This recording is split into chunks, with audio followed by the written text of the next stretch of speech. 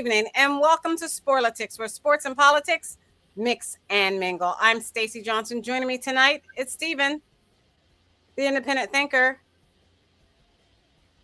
Keith, the constitutional conservative, and who else knows going to show up on the show tonight? I don't know if Todd's coming. I don't know if Aguna's coming. I mean, these guys, they got it easy. So tonight, we've got a lot of news for you. Todd Blanche's nomination vote advances through the Senate Judiciary. And Stephen in NASCAR, he'll talk a little bit about what's going on there. And 5 primaries are going on today in Michigan, Kansas, Missouri, Virginia, and the state of Washington. Keith will be talking about the WNBA.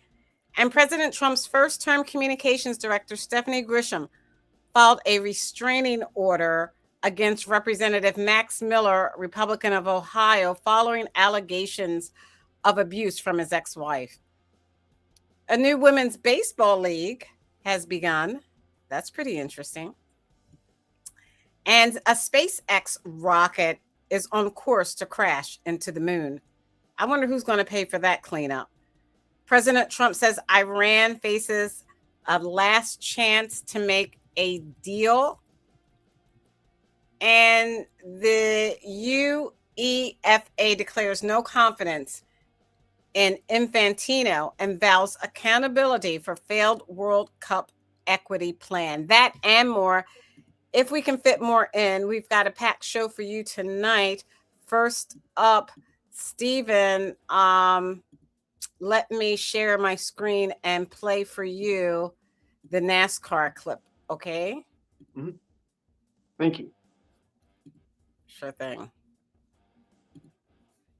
A new report published today says the Bristol night race will be moving back to its traditional August date in 2027. News 5's Heather Williams has been following this story, and she joins us now in the studio with the latest. Heather. Rebecca, according to a report from The Athletic's Jordan Bianchi, NASCAR is putting the finishing touches on its schedule for next season. And the biggest change will be the night race will be moving back to August, a place on the schedule it held from 1976 to 2019. The move to September was a part of NASCAR's playoffs, sold as an elimination race. But with the playoffs now a thing of the past, the move is reportedly to help the night race avoid competition with Tennessee Vols football. You may remember last season, the Vols and Georgia played on the same day as the night race. Rebecca, I have reached out to several of my sources as well as the track, but I have not yet been able to independently confirm this report. I will continue to follow this story, and as new information becomes available, I'll share it with you.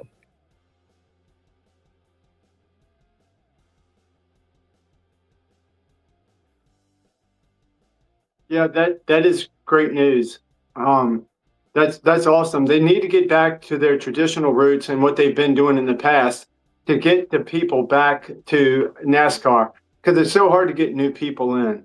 And doing this, and then I was looking at the 2027 because there wasn't much news that I can report for now, but there's news about the different tracks, different things they're going to do to get things back to where they used to be. And that's what they need to do. They went so far to one side or the other. I don't even know what you call it, what they did, but it's really nice that they're going back to their roots. They're going back to what they used to do, and stop all the foolishness, stop trying all the gimmicks, stop trying everything they've been doing, because it's hurting the sport.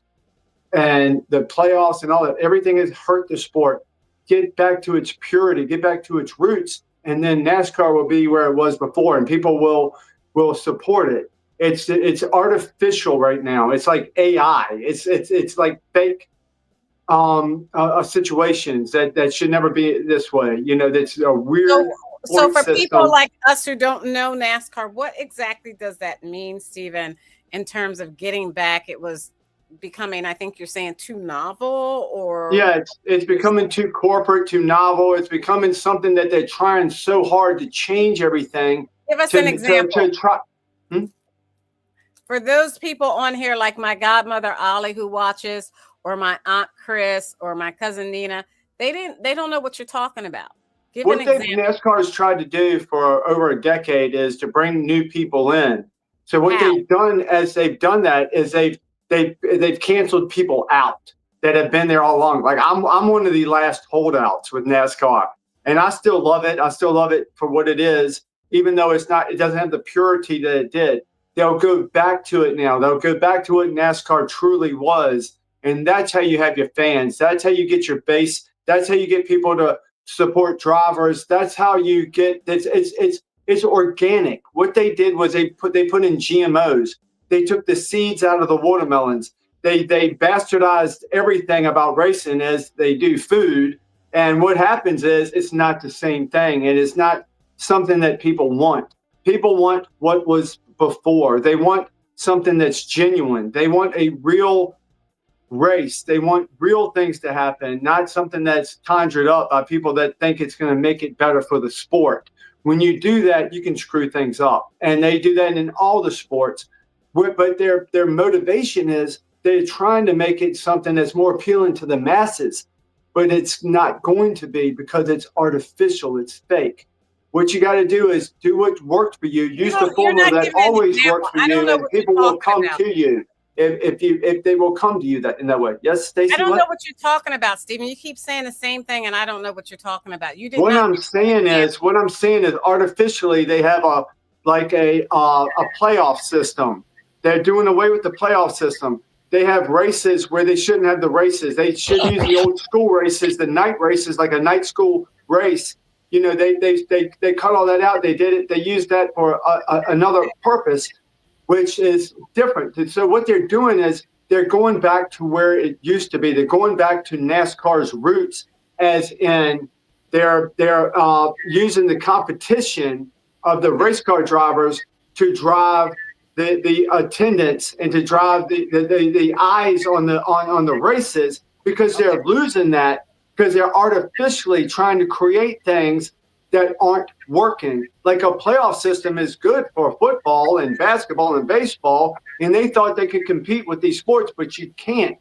You have to just go with the people that are doing well in the races, and if so they can have a guy win 10 races, and he's nowhere near winning the championship for the year because of the stupid point system that they put in. So if they put a point system in that doesn't give somebody enough credit for the wins, and everybody's blocked in. Everybody's like, I could be at 555, and another guy I could win 10 races. I could be at 555. Another guy that won one race could be at 550.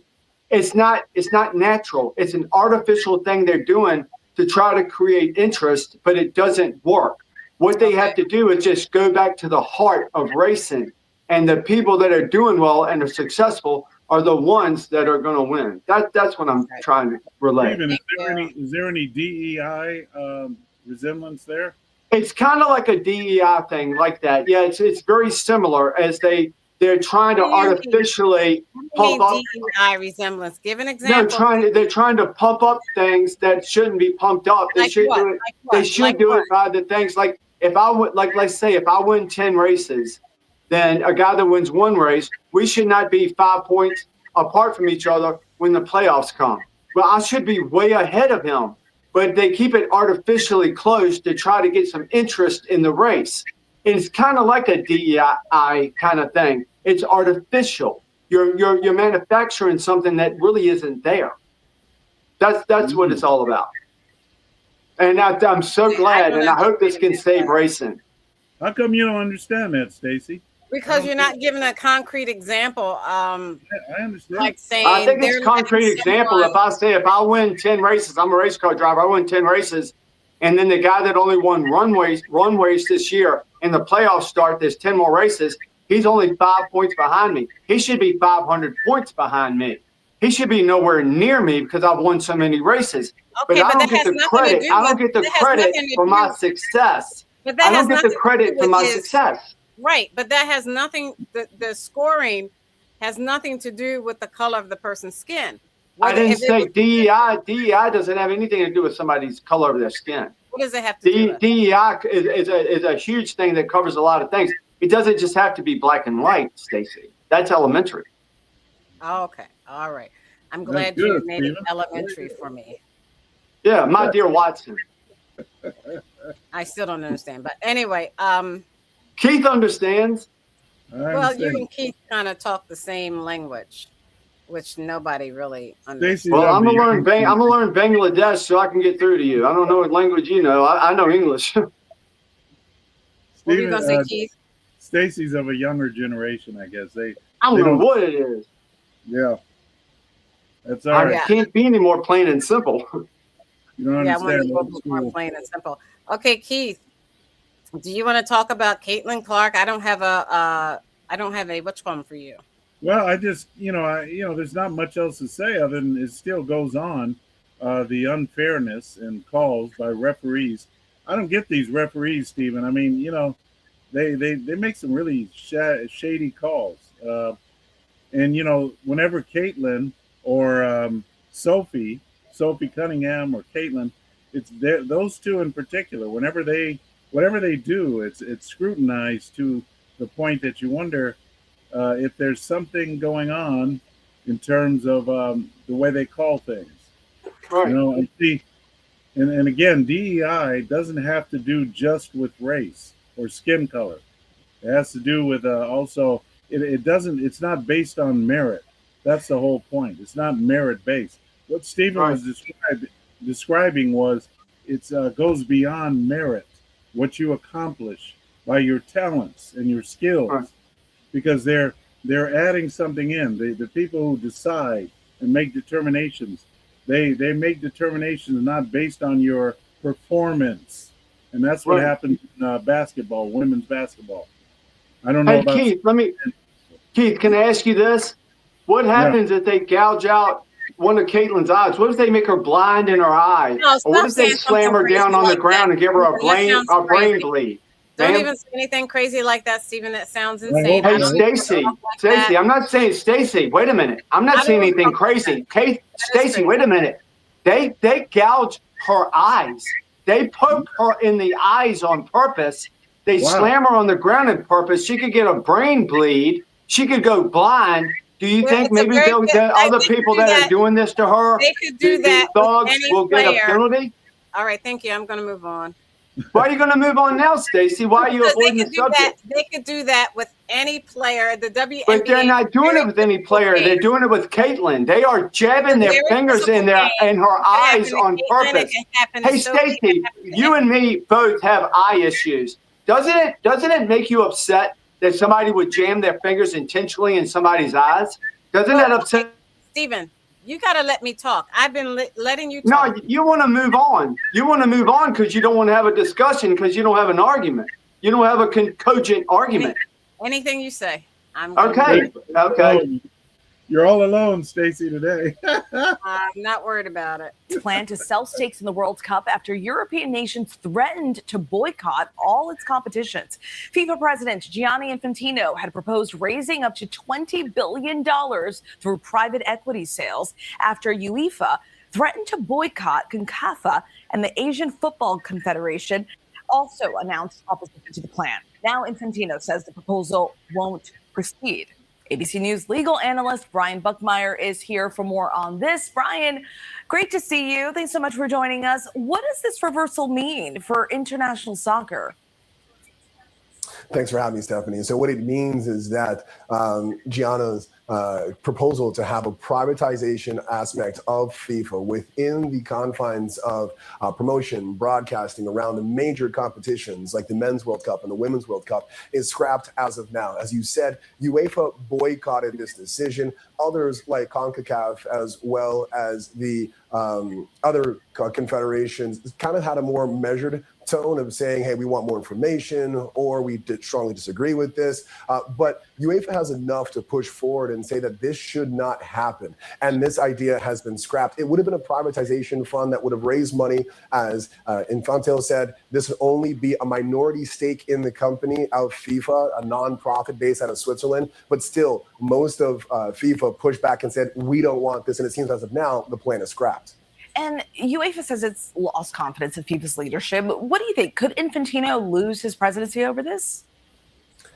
Infantino had the support of everyone within FIFA leading up to this, but with his election coming up next March, many people are pulling back their support of him. In fact, UEFA is saying that they want a vote of no confidence, and based on the charters and articles within FIFA, they have the power to do so. They just need 20 members of FIFA to initiate a new conference where people can come in and have votes on whether or not Infantino should be kicked out. They have 55 members. They only need about 37, 38 to start this conversation. Then from there, they need a simple majority. They have 211 members. 106 would be enough to initiate a vote of no confidence, in essence, kicking him out. But there's no clear leader in FIFA. This is Infantino's, I think, fourth presidency. If he was to be reelected in March, it'd be his fifth and final. There's no real clear leader as to who would take over. I know there's some rumors around this, but it seems like the numbers might be there to push out Infantino. If he can kind of piece together some confidence from the rest of the confederations, maybe he'll push it back, but it seems like a difficult and uphill battle so far. All right, we'll see what happens. Brian, thank you. Okay, that's pretty interesting with FIFA. It sounds like he was trying to get in a group of people who had a whole lot of money that would make some interesting decisions for FIFA within, and a lot of people didn't like it, and other soccer associates said they were, not going to go for it. And it sounds like to me he backed out of it before it was too late. Well, what was it he was going to change? What was it they didn't like? He was. Did you miss the whole video? I saw it, but I didn't He quite. explained the whole thing.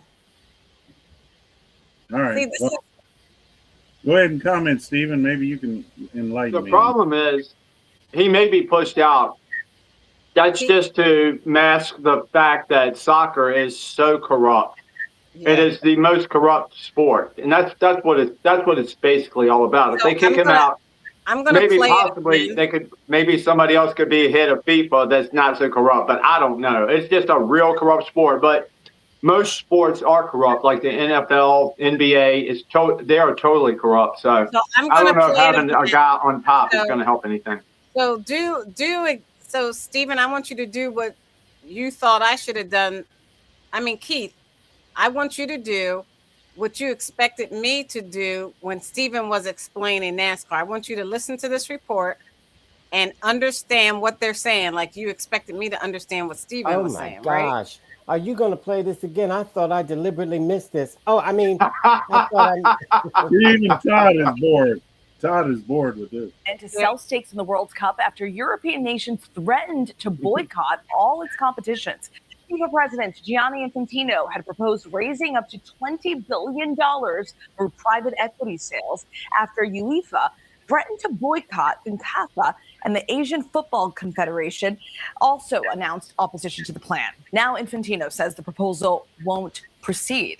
ABC News legal analyst Brian Buckmeyer is here for more on this. Brian, great to see you. Thanks so much for joining us. What does this reversal mean for international soccer? Thanks for having me, Stephanie. So what it means is that Gianna's proposal to have a privatization aspect of FIFA within the confines of promotion, broadcasting around the major competitions like the Men's World Cup and the Women's World Cup is scrapped as of now. As you said, UEFA boycotted this decision. Others like CONCACAF, as well as the other confederations, kind of had a more measured tone of saying, hey, we want more information, or we strongly disagree with this. But UEFA has enough to push forward and say that this should not happen. And this idea has been scrapped. It would have been a privatization fund that would have raised money. As Infantino said, this would only be a minority stake in the company of FIFA, a nonprofit based out of Switzerland. But still, most of FIFA pushed back and said, we don't want this. And it seems as of now, the plan is scrapped. And UEFA says it's lost confidence in FIFA's leadership. What do you think? Could Infantino lose his presidency over this? Infantino had the support of everyone within FIFA leading up to this. But with his election coming up next March, many people are pulling back their support of him. In fact, UEFA is saying that they want a vote of no confidence. And based on the charters and articles within FIFA, they have the power to do so. They just need 20 members of FIFA to initiate a new conference where people can come in and have votes on whether or not Infantino should be kicked out. They have 55 members. They only need about 37, 38 to start this conversation. Then from there, they need a simple majority. They have 211 members. 106 would be enough to initiate a vote of no confidence, in essence, kicking him out. But there's no clear leader in FIFA. This is Infantino's, I think, fourth presidency. If he was to be reelected in March, it would be his fifth and final. There's no real clear leader as to who would take over. I know there's some rumors around this, but it seems like the numbers might be there to push up Infantino. If he can kind of piece together some confidence from the rest of the confederations, maybe he'll push it back, but it seems like a difficult and uphill battle so far. All right, we'll see what happens. Brian, thank you.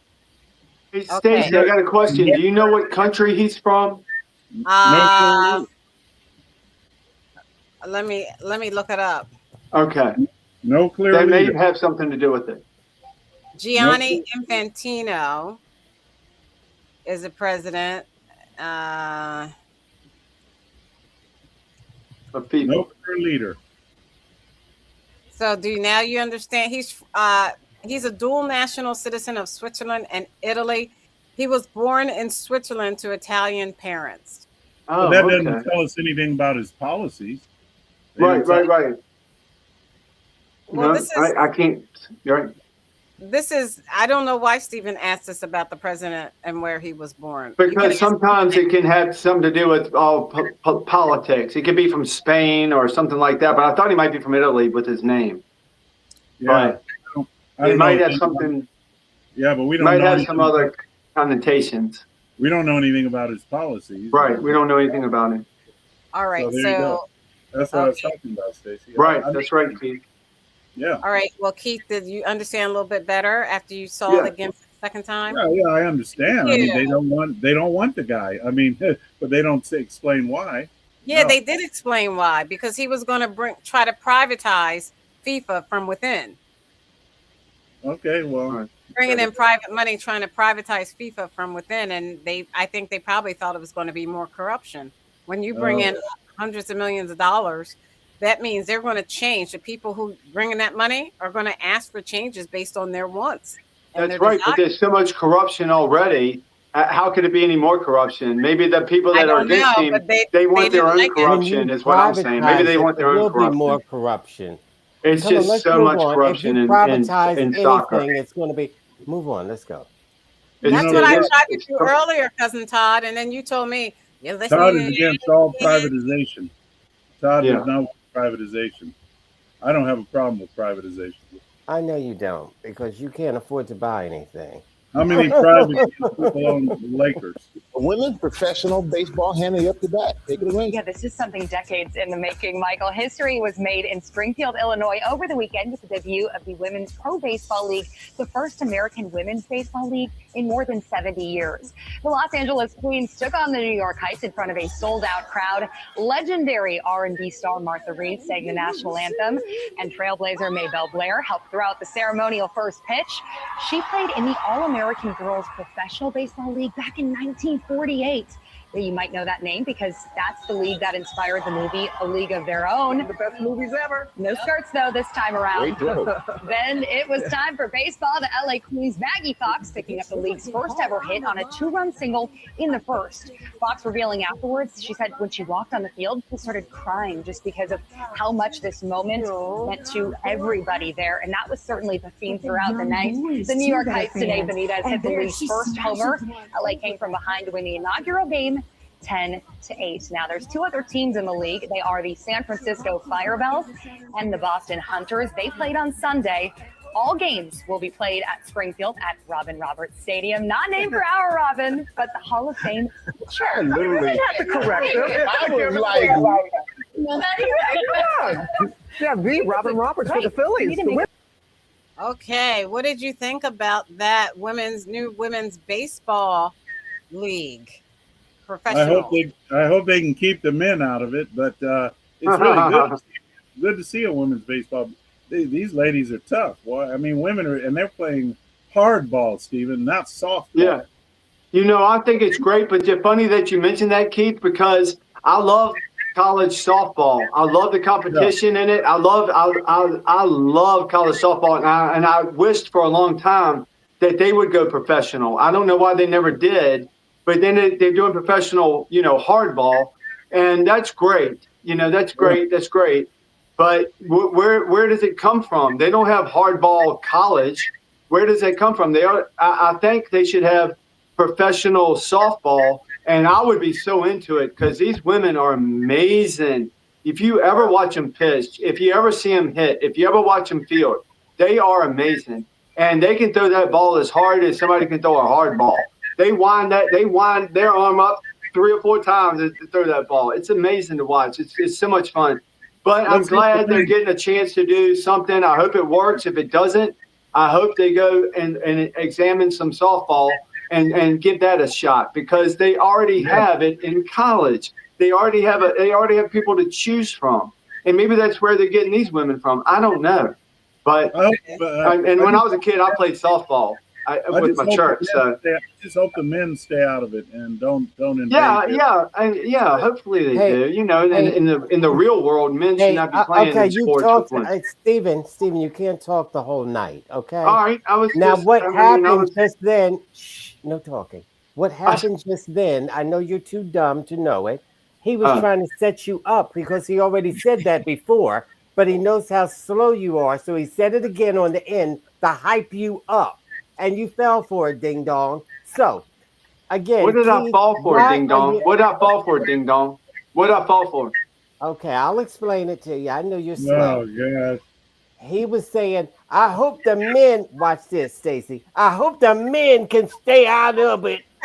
Yeah, and I agree. Don't you agree, Todd, that men should not play in women's sports? Can you shut up? Do you not agree? To you. Can you mute him so that I can explain? He asked me to He explain. talked all over me. Todd, he's already talked all over me. I can't get a word in edgewise. Okay. So he asked, why you say that, Todd? And I'm telling you what Keith just tried to do to you. What? He set you up. If you shut up, you would know. Please tell me. I'm all ears. You're a troublemaker, Todd. Move on to the next topic. All right, Todd, he can't say nothing. Please, Todd. Please tell me how he set me up. Todd, I want your comment on the new women's baseball league. I think it's wonderful. We do too. We all agree it's wonderful. The name is called the Women's Pro Baseball League. If you can see that there, the Women's Pro Baseball League. WPBL. Its inaugural season is going on now, and it has 4 founding teams based in major cities, and we know it's New York and LA. And New York Heights, named for civil rights leader Dorothy Irene Height. The Boston Hunters, named for physician and activist Harriet Kezia Hunt. The Los Angeles Queens, named for baseball pioneer Lizzie Murphy. And the San Francisco Firebells, named for volunteer fire department supporter Lily Hitchcock Coit. And the games are played at Robin Roberts Stadium in Springfield, Illinois. Go ahead. Yay. Awesome. Great to see. All right. Now I'm going to move on and share my screen. Thank you. There's no crying in baseball. Don't forget that, guys. Attorney General Todd Blanche could soon lose the interim part of his title. He's now headed for a full Senate confirmation vote. That's after 2 key Republican senators backed him during the Judiciary Committee vote on Tuesday. And Senators John Cornyn and Tom Tillis say it came around after Blanche officially killed President Donald Trump's so-called anti-weaponization fund. He did that in writing. Critics say it was a $1.8 billion slush fund for allies of the president. Okay.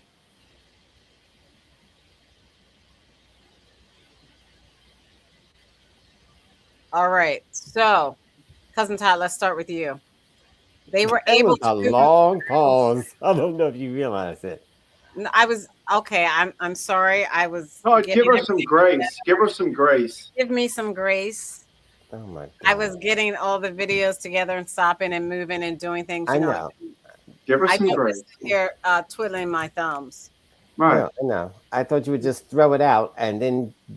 Anyway, I think it is disgraceful what Trump is doing to the justice system. getting his cronies and flunkies to do his dirty work, trying to pay people. And I wish you would play, whenever you're going to discuss Trump and the Justice Department, play the clip, which would be a lead-in to what he's trying to do. Give money to people who broke in the doors of the Capitol, who broke the windows of the Capitol. That was the FBI. Now, Keith and Stephen said those people that did that should go to jail. They were the FBI. But he thinks, can you shut up, Stephen? They were the FBI. It's been proven, Todd. Shut up, shut up, shut up. Now listen, I'm not going to go through a whole show of him being stupid. I will leave because I can't deal with this. Our viewers think this show is like a comedic, and they think we're just comics. Nothing serious happens here with Stephen here. Anyway, Keith and Stephen said those people should go to jail. Those people who broke in the doors and they watched on the that video. day before we knew better. I don't know if you have to put him off the show or what, but we can't tolerate this. This makes our show look stupid. So Keith and Stephen said those people should go to jail. The people that broke in the doors and broke the windows and committed crimes, they said they should go to jail. And Stephen said, they're Antifa. I said, okay. And they're the FBI. Okay. Whoever they were, they should go to jail, correct? He said, yes. So they went to jail and Trump they did not pardoned them. They didn't go to jail. Now what's happening is Trump wants to pay these people. And so America is saying, oh, no, you can't do that. And he wanted to sneak and do it. And on top of that, he wants the attorney general to make sure that nobody audits him and his family for the rest of their lives. How crooked can you be? It is just beyond crooked. This is even people like dumb Keith should say, well, now, wait a minute, he's not a king, and that is going a little too far for him and his family. Nobody's looking out for my family. It's outrageously ridiculous, to say the least. So what does that have to do with Todd Blanche being confirmed? Doing it! Oh my gosh, you said, what does that have to do with Todd Blanche? He's the attorney general. He's the one that's providing him all of the opportunities to do this crap. A judge deemed that he was scheming. And that case is still pending because he retracted it when she was going to investigate. He retracted it. Anyway, these people are con artists. And even Trump supporters are saying, whoa, wait a minute. That's going a little bit too far. He gets a pass, him and his family. You can't ever audit them so they can cheat on their taxes or not pay him and you can't bother them. What about us?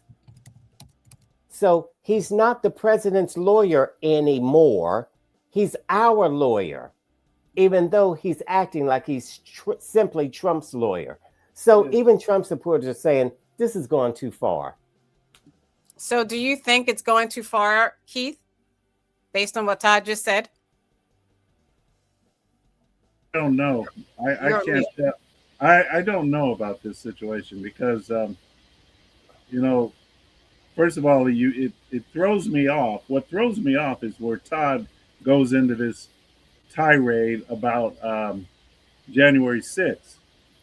I just don't see the relevance here. So this is what that's all about. They're trying to pay them. Don't you know the story? Maybe you don't know the story. Well, tell him the story, Todd, and then see what he has to say. Okay, the story is the attorney general used to be Trump's lawyer.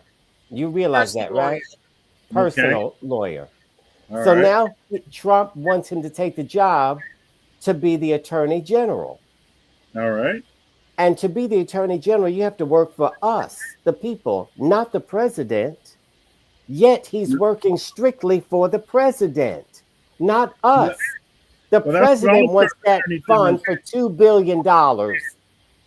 Yeah, well, that's what the Attorney General does. You know, the federal Attorney General. He does not work for the president. You don't know the law, Stephen. Yeah, he works for the federal government. And he protects So the Todd, president. explain what happened. So what happened He was didn't understand about what happened. they came up with an idea for Trump to get over. Trump won't have to be bothered with taxes like you and your wife because he can never be audited. This was part of that deal. You can't be audited, and neither can anybody in your family for life. Hey, Keith, wake up. You know that's ridiculous and unfair. He's not a king. And Well, that doesn't really affect my life much. So go ahead. Oh, it doesn't affect me. No, see how dumb? This is why Trump is president and taking advantage of dumb people. No, Why can't you get over on your assets. taxes? He's protecting his assets from all these thieves that have been trying to take him. Protecting his all these 34 indictments. He just got $2 billion, and he hasn't been in office for 2 years. I think that he's hasn't had a fair chance since he's been in office. So okay, so excuse me, he let me made ask $2 billion, which no president has ever done in the history of America. Let me $2 billion while you're president. I wish him the best. There are the GOP. Of course you do, and he wished you to go back to Africa. Okay. I wish him the best. Can I comment on this subject, Stacey? What? Yeah, I want to ask you a Go ahead, question. Stephen. Can I ask you a question? There were two senators in the Judiciary Committee, Senator John Cornyn and Tom Tillis, who said that they would not vote for Blanche. They're Republicans, by the way. They're Republicans, and they said they would not vote for Blanche to get past the Senate Judiciary Committee to go to the full Senate to be voted on to get the position of Attorney General. If Blanche, unless he, I was going to say that. Okay, but you said if. Let Okay, Stacey talk for God's sake. Stephen, I stop. just wanted to make sure Todd, you knew. Stephen, Let Todd, Stacey Stephen, talk. Stephen, Todd, let me talk so I can get the word. So go ahead, Todd. Just finish it out. Okay. They were No, not going to Todd, vote. let Stacey talk, man. Okay, go. No, because go ahead, he's Todd. high. They weren't going to allow this vote to pass unless he said he would tear up that contract and he would no longer try to get Trump that what do they call it? The slush fund. Slush fund. They hate when you call it that, though. That Trump doesn't like that. Okay, so Todd Blanche was going to make it so President Trump would have access to a fund to pay and really give money back to those people who had to go to jail because they broke the law.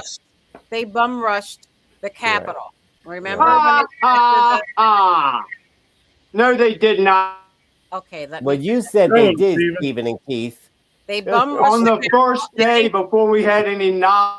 I think we were on the show talking about this. We were on the show. We were talking about how they were going and fighting with the Capitol Police. Coming out. They had to go to jail, and they went to jail. And when they got out, and they got pardoned eventually when President Trump became president again.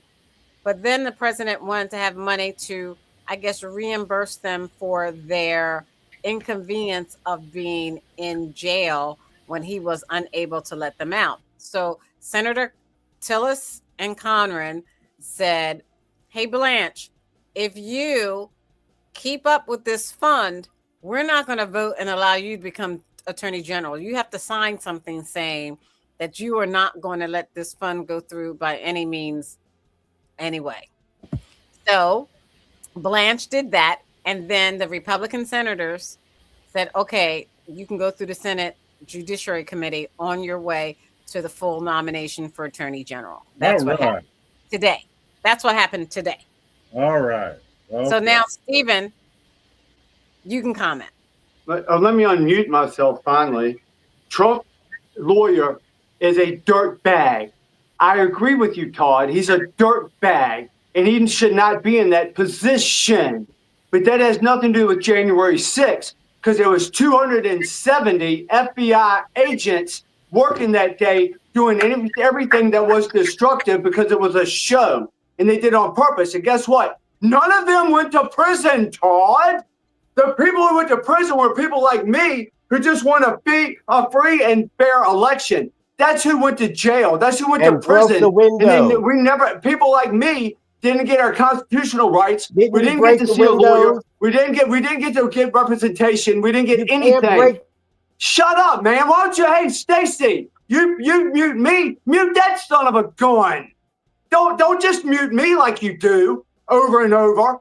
Mute him, because they do not prosecute the FBI that was pretending to be Trump supporters. We know there was 270 there FBI agents with MAGA hats on pretending to be MAGA. That's on the surface. You don't have to dig deep to find this information out. So that's what happened. That's the truth. That's the facts. But Donald Trump should not have this lawyer that is his lawyer in charge of anything. And that's a separate issue. And that's why his lawyer will not release the Epstein files, because he's in the Epstein files. Don't y'all people understand what's going on? Yeah, what they did was criminal for January 16th. Nice people like me that believe in Jesus Christ, just want free and fair elections, were let inside, and we walked around, and we got 4 years in prison. We got 2 years of that in solitary confinement. Don't you understand the injustice of that? But the people that were the FBI that were banging, smashing in the windows and tearing up stuff and breaking things, that was your FBI. And they are Antifa. And during the riots of 2020, 2021, 2022, Antifa was the FBI, and they were the ones in charge of all the violence. It's a pattern that you need to see. That's what it's all about. Thank you, That's Steven. what it's all about. Our government is against all of us. On your side, Todd, that you think Black Lives Matter. What you had was peaceful protests. When Antifa, which is the FBI, came around and destroyed people and burned down buildings and took over places. And that's what they did in January 6th, Todd. Thank you. All right. Thank you. Now I understand, Stephen. Thank you. Right on, brother. See what I did? See what we did, Stephen? We allowed you to talk and no one interrupted you. See how that works? I put Todd on mute and you talk nonstop for at least 2 minutes. I had to ask you to do that, Stacey. No, I appreciate it. I appreciate it. He already did it, dumb. I did it before you asked. But I did that to show you that it's fair, equitable, equal treatment for everyone. And mind you, he talked all over me, and which is why. See, and I muted Todd again because he talked all over me. You two, you don't make it clear. I do make it clear. No, you give me a chance. He doesn't and Stephen will not stop talking. You know, you two really maybe need to see a therapist or something. See, and then maybe you can get out whatever it is you want to say because you two won't quit. You, Todd and Stephen, won't quit. You might make it. Just stop talking. Dumb. Stop talking. No, this is why he hates you. You I don't care. Never make it clear to him what's happening. I don't care. I don't care. All right. I don't care.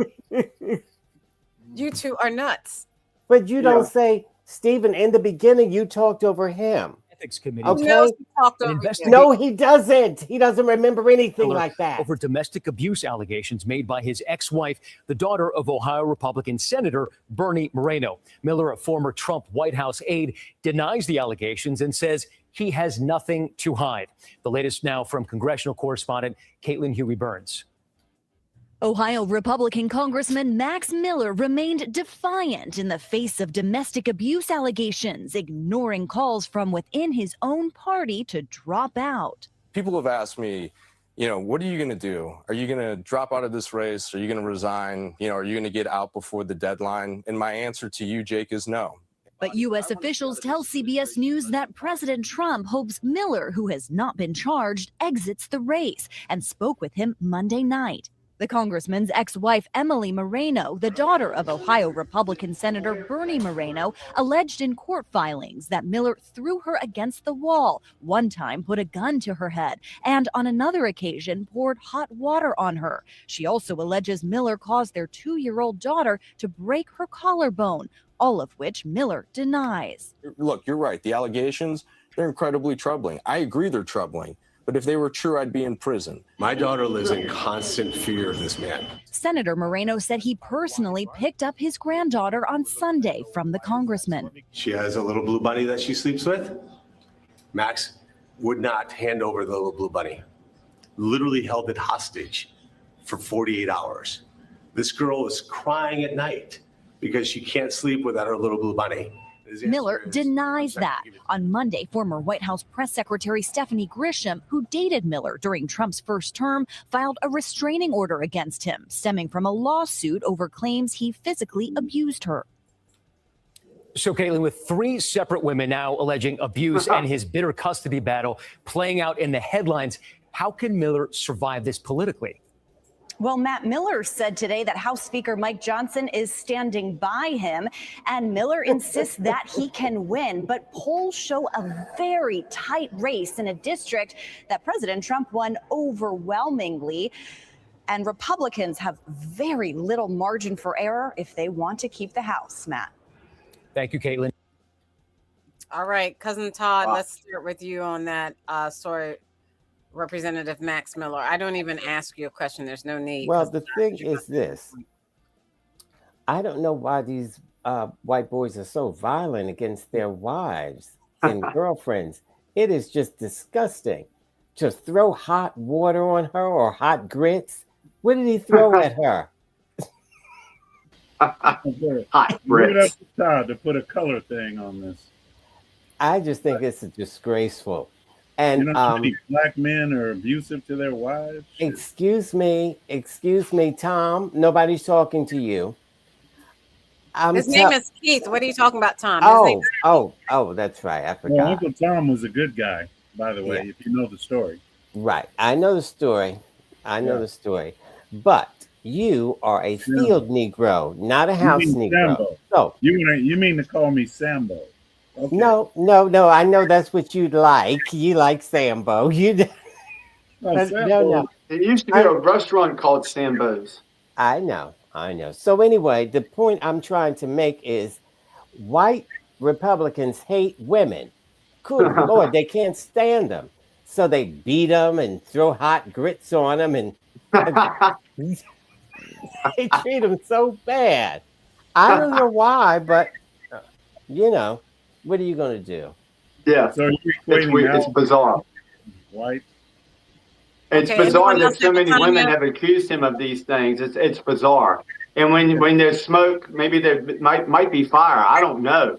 And it just seems kind of weird that all these accusations, just like with Donald Trump, there's a lot of accusations against him that nobody really investigates. But that's the way it is. I don't know. It's weird.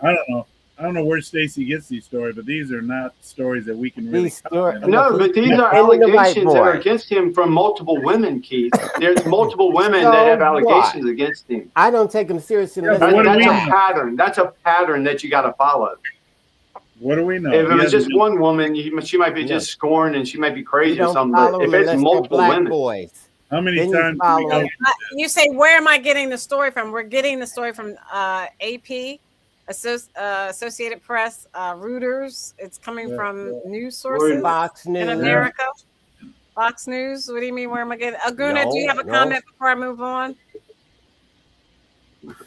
No, I mean, I think it's interesting how Democrats tend to really jump on the hey, you need to resign train, where Republicans tend to coalesce around these issues and ask for the proof. So it'll be interesting to see how it plays out. All right. Thank you. And they're in the middle of an election. So they only have one day to drop out so they can get somebody else. And Trump has already called him. So I don't know. It's rough. It's a rough situation. Thank you. They might lose the House. President Trump definitely is giving Iran a last chance to reach a deal. The president says talks have resumed, but Iran is publicly denying that. Bradley Blackburn joins us now to sort it all out. In the Oval Office, President Trump again threatened Iran to sign a peace deal or else. I want to give them every last chance before decapitation.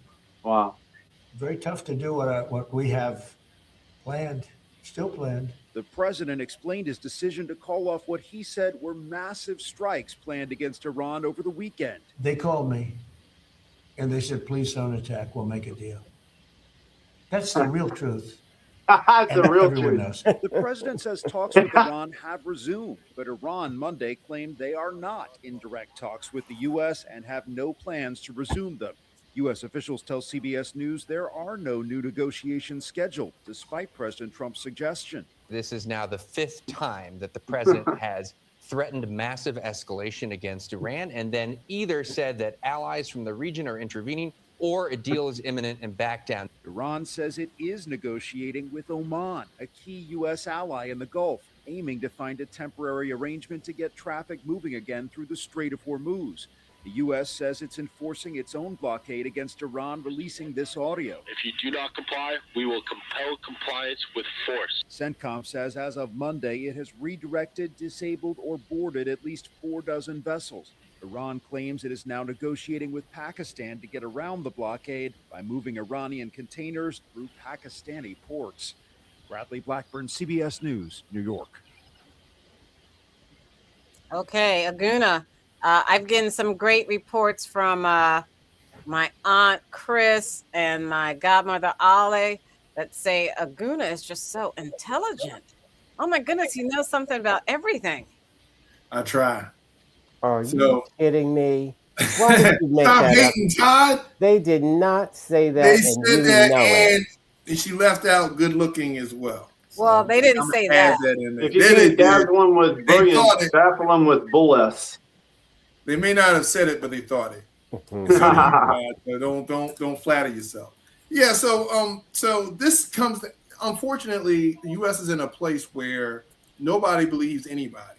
So Iran in the past has never been trustworthy, but now they're in a negotiation where they look like the sensible ones because they're doing what everyone predicted them to do. They closed off the Strait of Hormuz. Now they're negotiating with Oman to tax it or whatever they're going to do.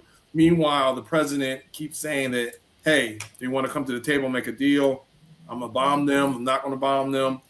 This is the problem with if you use the stick instead of the carrot, because if you use the stick and the stick doesn't knock out whatever you're trying to do, then they're not scared of the stick anymore. So what's happening now is you see a less incentive for Iran to negotiate. And so now the president keeps saying the same thing over and over again. And what's happening is you're seeing the markets adjust to that. They don't know who to believe. They don't care. They're just going to try to make money regardless. So what is really happening? Now, the one thing I will say, the off-ramp for Trump, if there's an off-ramp, is the oil markets aren't reacting as aggressively as they once did, meaning you don't see this huge spike in oil prices. We are seeing a spike. Oh, they're not talking. They're not going over like $120 a barrel like people were trying to be scared of. Now, yeah, they may have gone up a little bit, but at the end of the day, oil was never in scarce demand in the country. There was always, that's why they had the cartel.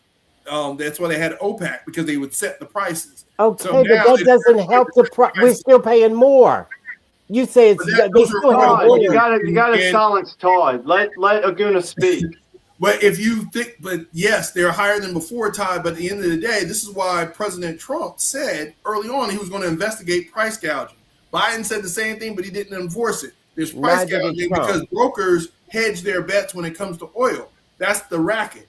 Now, what Trump is trying to do, and the reason why he did this war to begin with, was to force Iran to sell oil on the U.S. market in U.S. dollars versus yen or whatever. So he's kind of forcing them, and the oil markets have adjusted. So the bottom line of it is Trump may not be impacted by high oil prices because the market is adjusting around him, and they don't believe what he's saying either way, right? So at the end of the day, it may not have the economic impact. So now if you don't have the economic impact of closing the strait, now people are buying from the U.S., is it really not a victory for Trump?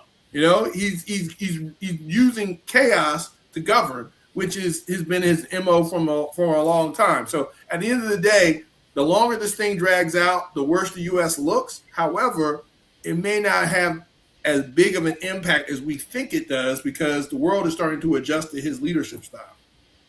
Wow.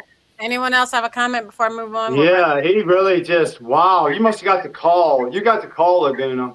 They gave you the call, and you just used all of their talking points. I'm the voice of reason. You're not the voice of reason. You're the voice of one side, and that's ridiculous. Well, what side am I saying? What side am I on? We have lost the war against Iran. We don't have any leverage. We don't have any cards to play. The only cards we have to play is the Joker, and Donald Trump is the Joker. We don't have any cards to play. They own us. They absolutely own us. Iran owns us. We should never have went to war with Iran. Together. You said it would just be a couple weeks. Remember? That's right. That's I said exactly it could be a right. couple weeks. It's No, you said it could be a couple weeks, and I said, no, it's not. It's going to be a long time. And we haven't felt the repercussions of everything that's happening right now. We have lost. We lost the war to Iran. We should never have started a war with Iran. No other president was stupid enough to start a war with Iran. And the only reason we did it is because Donald Trump couldn't keep his little pee-pee out of little babies. That's what the problem is.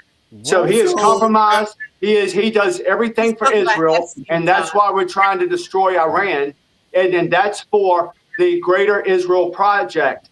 They want to take out all of these countries so Israel can expand and be the biggest thing in the world. And Donald Trump is a Jew. He is the king of the Jews. He is the second coming. Israel gave him a crown. Israel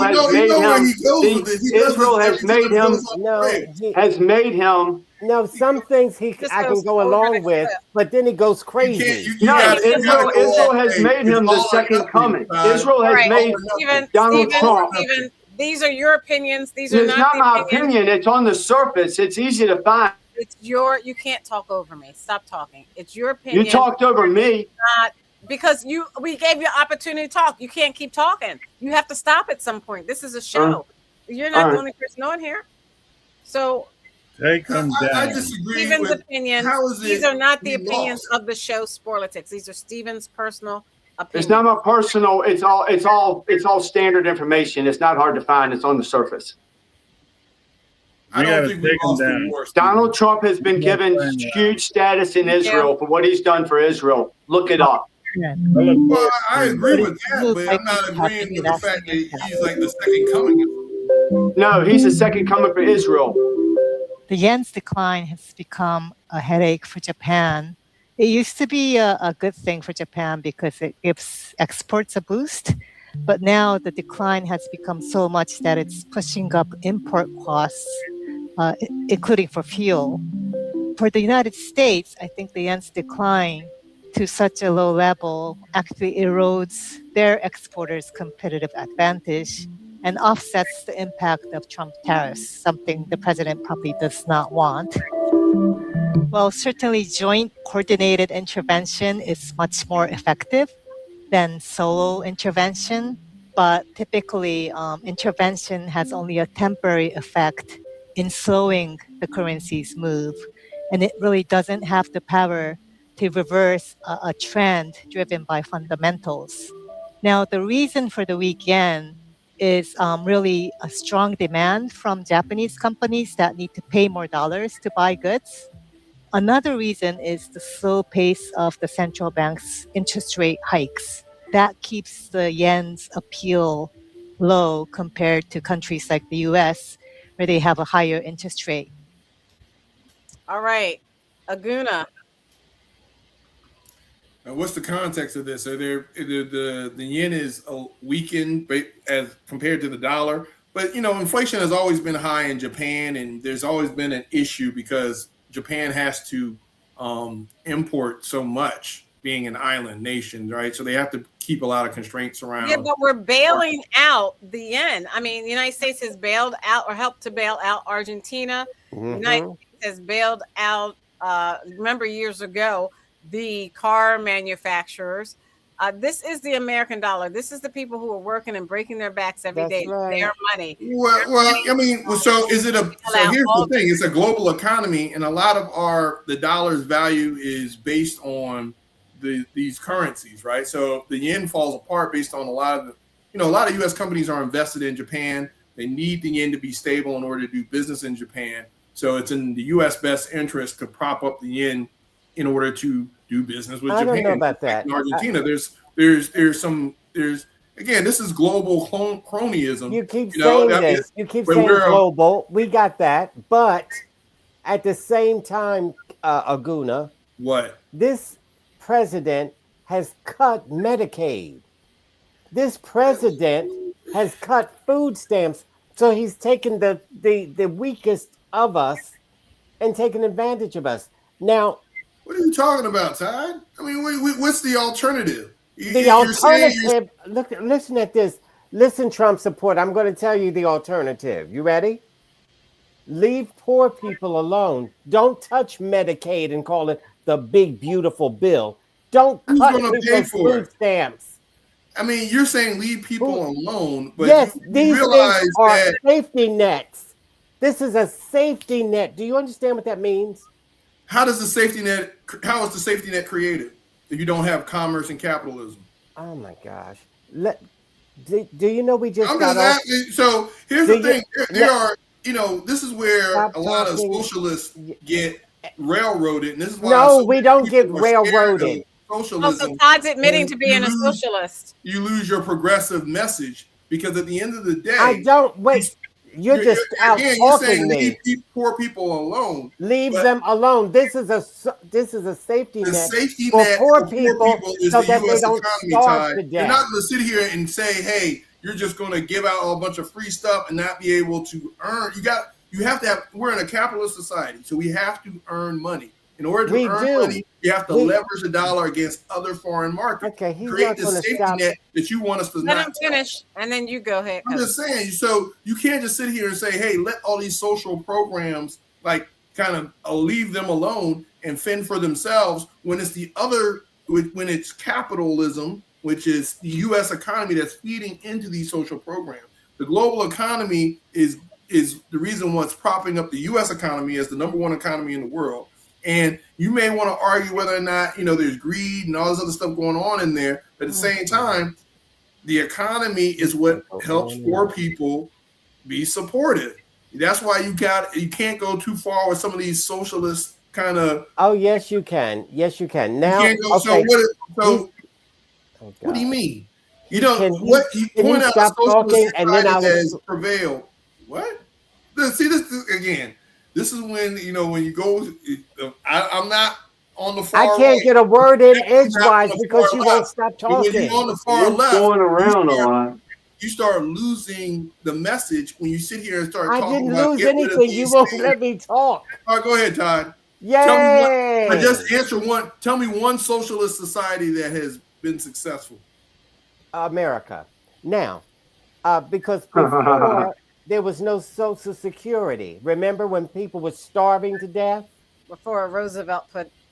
Exactly. So anyway, he don't want to discuss that. I can talk that, but Roosevelt was operating within the confines of a capitalistic society. Okay, whatever. In this country that are privately owned for a reason.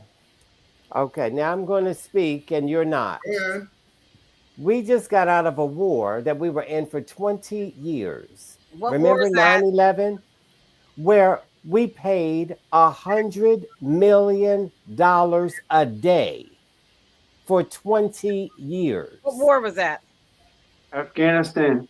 This is the war that you, Keith, and Stephen said, Biden was horrible.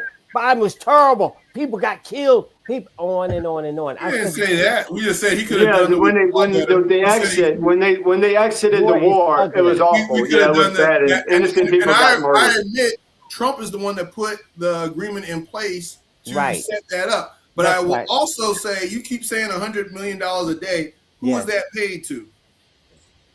It doesn't matter. I said what we spent. It does. Absolutely matters. No, it You're doesn't. paying $100 Because we million don't- a day to American companies to make won't weapons stop. that are giving U.S. jobs. He won't stop. Why do we need to make We weapons don't for a want war to we go lost and to we left? war. Because Why do we there's a have to? military Why? What do we industrial have to pay all this complex. money for, man? There is a military industrial complex that actually is. feeds our economy. Now, I'm not. You may argue whether it's good or bad, but it actually employs American workers and American. We don't want to spend $100 million a day Or on $1 billion war. a day. Why do you think Well, it's? I Why didn't do you get think that it's part good? yet. Okay. Well, you know, Do you think it's good to spend $1 billion a day for genocide? If you look at, but if you look historically around Stacey, all you got to pay societies, attention here because you could I they haven't. don't I'm stop trying to let talking. you all talk, but You what's all, happening I'm is- supposed to be no, talking, not them. you're saying you don't want to spend $100 million a day in a war, but So wait a most minute, societies, the quickest way to jumpstart an economy is to go to war because you have that. I mean, go back through history. Even the rise of Nazi Germany, what was the first thing they did was they started feeding their military-industrial war complex. They started gearing. They put people back to work. If you But look at Acuna, you understand that's evil, right? You understand the military-industrial complex is evil and it kills innocent people, right? It ended the Great Depression. But it also US ended. got But it out of the also Great makes people Depression money, because dude. of World Dude, War II. you're wrong. You're just wrong. No, it's not wrong. Go You back. are wrong. How did the Great Depression end? Okay, all right, And all right. you are- Excuse me. You all, okay, you all have to The just Great stop. Depression was. World People War can't- II ended the Great Depression. People can't. Okay, so let me tell you, people are watching. They want to hear you. You're talking over each other. You're making a bunch of different points. They're not able to keep up. So we're going to stop that. We're going to table that maybe till we have more time next week.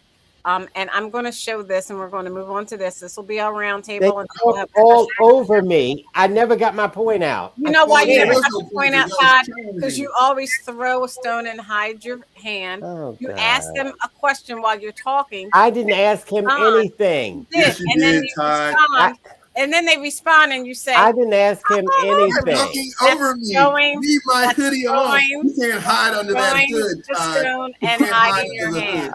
But we're gonna move on. 5 states are holding primaries today with the November general election now 3 months away. It's a big battle on the Democratic side in Michigan, pitting two factions of the party that has leaders in Washington following closely. Jared Hill reports. Voters are going to the polls for primaries in 5 states. Virginians among those choosing nominees for Senate and House races. You can't complain about anything that happens in government if you're not part of it.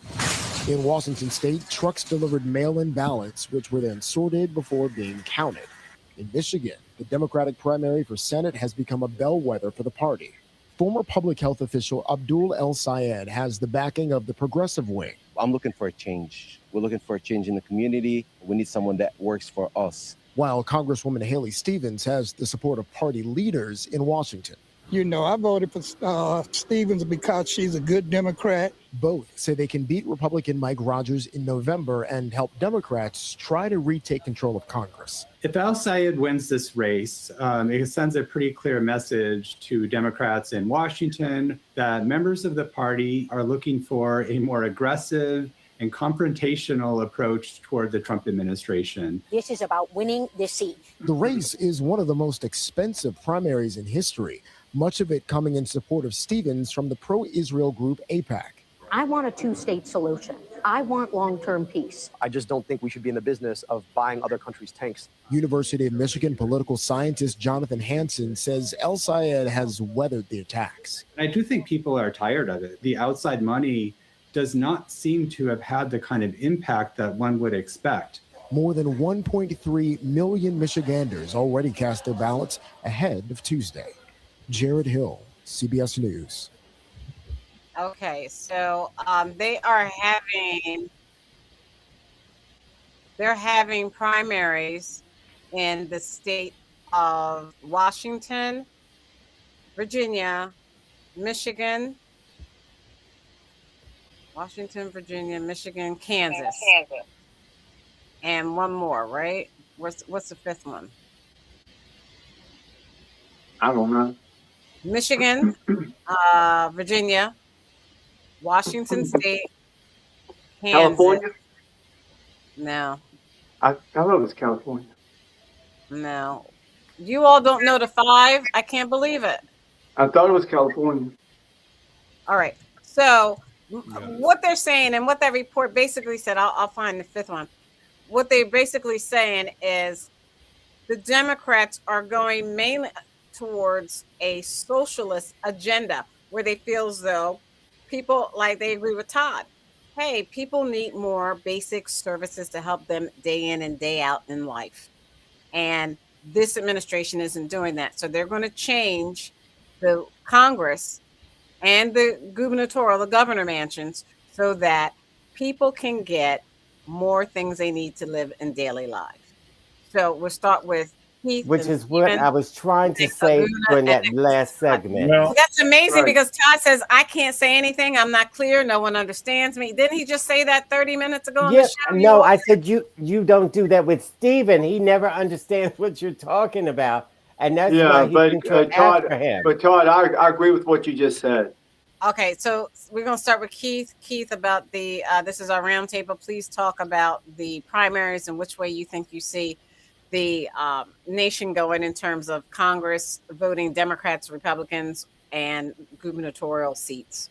Well, the Democrat Party is gone. I mean, this is the Democrat Socialist Party. So, they are moving more towards socialism and eventually communism. I mean, you can talk all you want about change. What is communism? See, there we go. See, Stacey, there we go. He interrupts. Yeah, that's him throwing. He throws the the rock and then hides his hand. Yeah. So anyway, stop asking a question, Todd. We see people talking about, I want change. I mean, ever since Obama started that in 2008 about change. Change from what? Nobody ever talks about it. I mean, change from socialism to more socialism or communism. I mean, in these states where these Democrats are running, even if they are red states, they're still governing contrary to the Constitution in many ways. So they're not all governing according to the Constitution. All we have to do is look at the Constitution and compare it with their policies. Who is that? That lady, who's that Korean American or Korean woman? I think it's Han or Ham. Korean? She's a Korean American. Mom's Mabley. Then she's Korean, and she's married to a white husband, and she's amazing. I mean, she's talking about socialism, and she's running, and she wants to do away with police.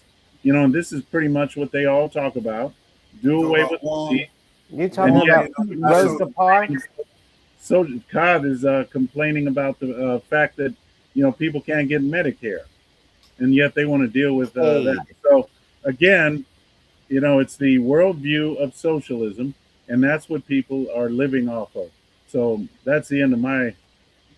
Okay, thank you for kindly. You know what he just did? He kindly said what he had to say, and then he said, I'm going to stop talking and let other people talk.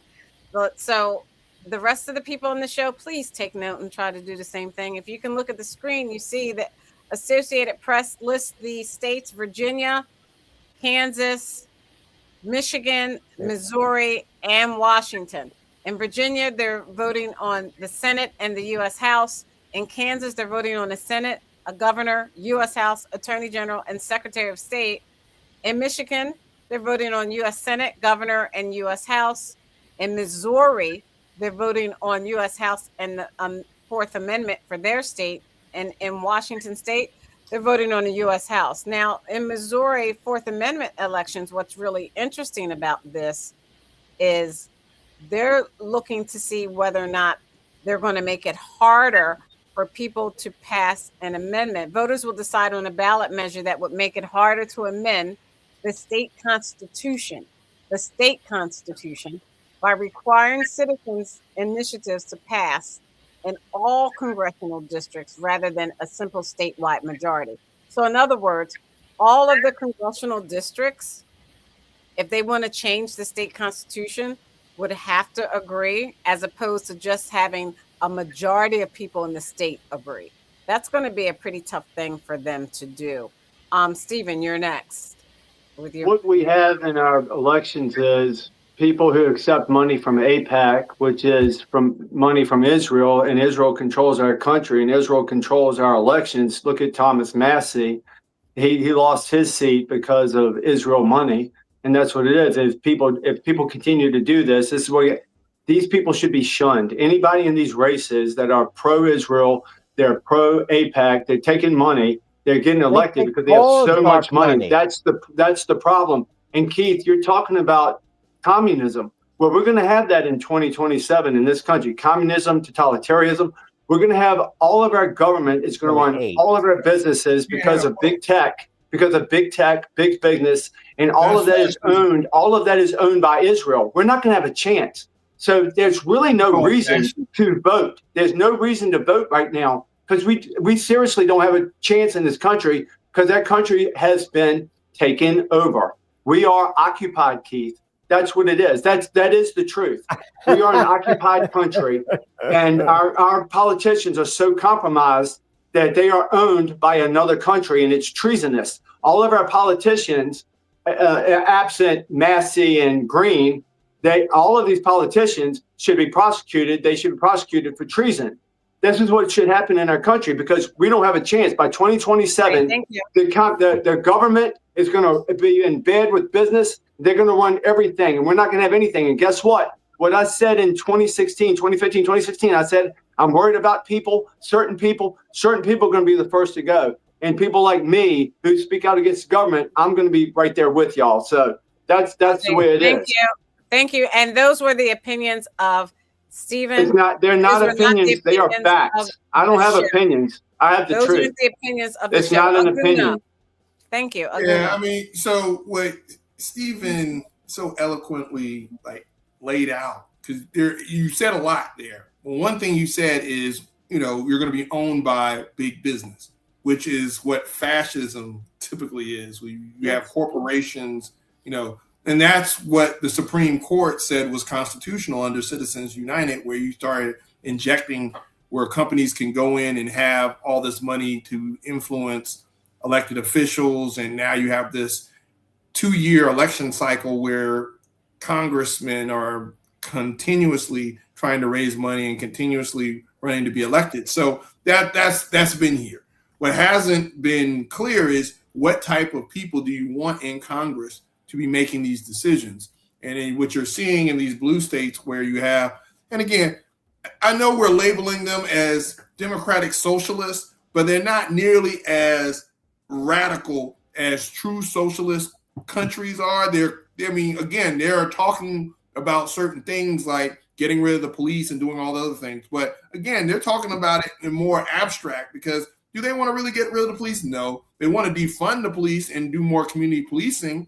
And if that's what that municipality feels will help them and they're electing those people, I don't have to go to New York and have to deal with the crime. All right. I can avoid those municipalities where I feel that are unsafe in this country. So I'm not going to sit there and try to project my values on New York when I live in Virginia. So here, all that being said is, we have these two extremes fighting in the country right now where we have an administration that's very transactional, right? So he's letting business do business. He's a businessman. We elected a businessman. So he's going to let business run things. He's going to deregulate, which, when in many circles, regulations are totalitarian because they're preventing the free market, right? He said on one hand, he's saying he's going to deregulate, but then he's also doing these tariffs. So it's like you're saying you're deregulating, but you're passing these tariffs on to the consumer, which they actually cancel each other out because you can't deregulate and then have the government regulate when it comes to these goods. So we're being torn in two different directions. And that's why I'm saying that Trump's niche has been to govern through chaos. He's going to create all this chaos. You're chasing all these different squirrels, and whatever survival of the fittest raises to the top. But isn't that for his financial benefit, right, Aguna? That's for his financial benefit. His financial benefit. But if you go back down to Reaganomics, if these people up here are making all this money, it's going to trickle down to the masses. Because you, as an individual, can invest in the stock market. You can do all these things. You can follow. You can invest in the video, right? Because in this country, you have the opportunity to do this. There's two extremes. And so when it comes to the midterms, America's going to come to this reckoning. And so I understand what Stephen is saying, but Stephen's in a position where he feels betrayed, he's angry, but he doesn't want to latch onto a horse. You can't sit here and complain about everything, but when you're calling the left evil on one side, and then on the other side, you're saying, well, Trump is a tyrant. I mean, what are you going to do? The only thing left for you is revolution, which is what you're talking about. Exactly. Right. That's what we have. And with a tyrannical government, with our government, we are convicted to have a revolution, and that's right. I don't know how to do it, Aguna. Well, I mean, what's going to happen is you're going to see this wealth gap. You're going to see a wealth gap when it comes to skills because we already have a wealth gap. You're challenging science. You saw them haul Dr. Fauci. They want to try him for war crimes, right? He should be hung. Dr. Fauci should be hung. So you're saying that on one end, but then the administration that hired him is in power and they're throwing him under the bus. So what do you think he's going to do to you? They're not throwing anybody on the bus because they don't regulate each other. They don't prosecute each other. They're all on the same team. The people in the middle, the independents. This is the reason why we're in this position, because of the fickle independents and the moderates who couldn't contain or manage their own party. So now you have the two extremes fighting it out. And you're going to be damned if you do and damned if you don't, because both the far right and far left is going to be. Okay, thank you, Cousin Todd. We can't fight City Hall, bro. Cousin Todd. That went way too long. Thank you, Todd. My gosh. So I thought it was coherent and cogent. I thought it was good. Thank you, Aguna. Exactly. I know. I appreciate. Thank you. So, someone like around here appreciates not the Todd in the hood. Todd in the hood. Todd in the hood is always hard. Look at this. Look at this crazy. Is that the hood or is that a dang? I am Todd Colio. I'm Todd Colio. What do you say? Todd, why are you wearing a hat, man? It ain't cold. It's freaking summer, Adidas. man. How many D's are in Adidas? What? Yeah, we don't even need to listen to him say anything. Let's just move on. What else do we have? What else do we have, Stacey? Adidas. So, what I was trying to say was, these people are not socialists, but they accept that term because that's what you people are putting on them. But what they want is not to be in war for 20 years, like I was trying to say before. Okay. Paying $100 million a day of their money. $100 million a day for 20 years, yet you're cutting Medicaid? Right. That makes no sense. You're right, Todd. Cutting food stamps? That makes no sense. You're right. So, now we're in another war because this president said he's not going to get into another Middle Eastern forever war right before he got into another never-ending Middle Eastern war. Exactly. So, now this war has cost, we've only been there for 6 months, over $100 billion. And old people. They over don't care about poor 65. children and poor old people. They don't care about them, Todd. And this is what, well, Stephen, now look, you're a bit two-faced because before when we were talking about this, you said, Donald Trump is a good thing. He's getting all the illegals off of Medicaid. It's not two-faced. I've never changed, man. I think you should take care of the people here in this country before you take care of other people. I've always said, why are we giving other countries money? Okay, when so what are we, $30 trillion in debt, $36 trillion in debt? Okay. And we're giving other people money and they're living better than we are? Todd, you started this by mentioning people's names and then saying that and expecting. Yeah, but Todd was right. Todd, you had a good commentary, Todd. They're going to say something. You just said the wrong thing. So, to our first responders in I our didn't mean to community, mess you up, bro. make our lives livable. Thank you to our women and men of the U.S. military for all that you do in sacrificing your lives so that we are free to say whatever we choose on the show. We are forever indebted. On behalf of Aguna, the voice of reason. Yeah, Todd, you still didn't make your point. Keith, the constitutional conservative. Todd is a Marxist. Stephen, the independent thinker. Where'd you get that lamp from? A garage sale? Yes. I paid $500 And my for it. cousin Man. Hello. I think Aguna is high. I'm not, Todd. I do not say no to drugs, Todd. That was funny. I guess I think Aguna protests too much. He said, I'm not high, I'm not high. You know he's high. Johnson, let's keep this conversation going on Facebook, Twitch, X.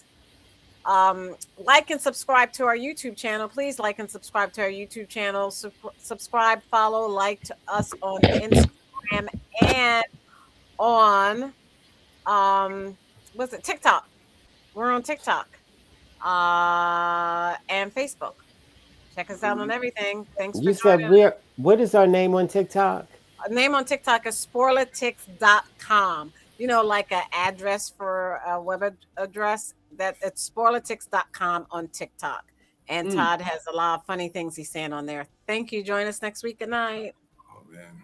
Good night. I finally hear the music. Hey, let's dance, everybody. Let's do a head dance. Ready? I'm going to start it. Go ahead, Todd. Stacey won't put the camera on me. Okay, on She that didn't note. remember what I said. Now, next person. Hey Stacy, did you get my my video of cooking food? Oh man, I forgot dance send me any video of He is dancing. Oh yeah, I sent it to you. It's a Louisiana recipe I did. You did not send that to me, Stephen. I'll have to resend it. I told you, I said, don't look at it until tonight, and then I forgot about it. But yeah, I did a Louisiana thing. I guarantee I did. Please don't let it be Cajun, What day? Cajun ambrosia. What day? I know. It's The not day here. after the show. The day after the show. You did maybe it on your phone? Maybe on Wednesday. It's not here. I sent it to you and Keith.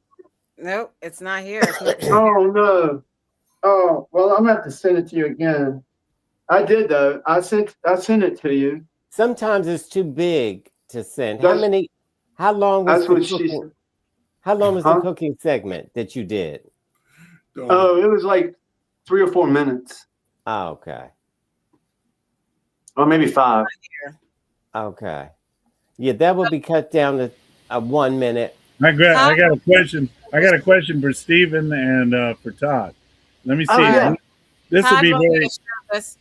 This will be very interesting, Stacey. Watch this, and you can ask the question. All right. Put on, standing exactly 4 feet tall and surrounded by NFL giants. 6-year-old. What the hell is this? Is that Todd? Is that Todd? To the end zone. No, ma'am. Scoring a touchdown for his favorite team, the Carolina Panthers. Wow. This moment, a special one for Asher, who was Todd called it a heart goal anomaly. when he made His a mom touchdown. explaining he essentially only has half a heart. He gets to fulfill his dream at It 6 years sometimes old. makes life Wow. a little harder, but it hasn't stopped him from dreaming big. So when Make-A-Wish reached out, right away, Wow. Asher thought of the Panthers. The team inviting him onto the roster for the day. Asher even signing a contract. He got a fat signing bonus. And even touring the locker room. There it is. Meeting his new teammates. This guy's the one that's going to bring the play in for you. You know who he is? My Nice. Steve, thanks so much for coming. Pretty dope. But the day wasn't over yet. All right, are you ready to go? We're about to head out in a second. You ready? Please welcome Asher. Asher taking the field with the team during a fan fest scrimmage, scoring on the final play. Touchdown! His mom has never been proud. He's taught me that,